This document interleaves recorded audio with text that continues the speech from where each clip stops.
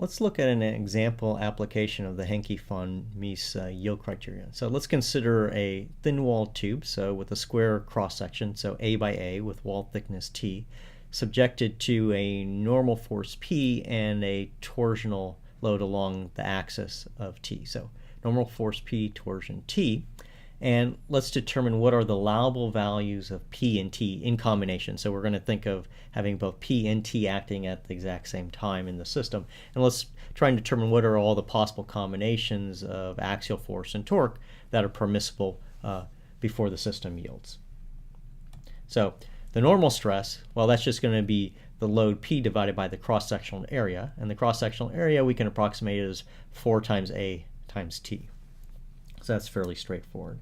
Now, because we're twisting it, there's also a shear stress. And just to set the coordinate system here, the normal to the cross-section is Z.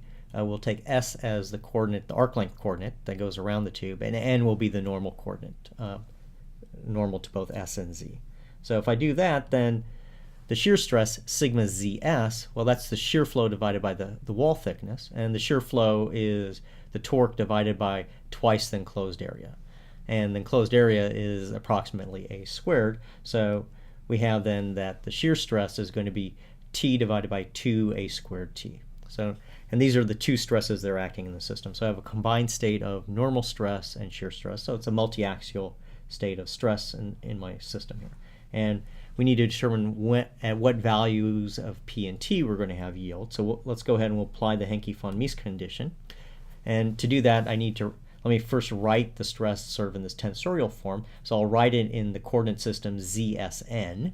And so we have the normal stress in the Z direction, so that's sigma ZZ. We have sigma ZS here, and same thing here by symmetry. There's no normal stress in the S direction and no normal stress in the N direction. Likewise, no shears in the N plane. So now we're in a position to evaluate the von Mises condition here. And so again, that's 1/2 times the difference in the normal stresses, so P over 4AT minus 0 squared. And then the difference between sigma SS and sigma NN is 0 minus 0. And then the difference between sigma NN and sigma ZZ, and then we have to square that.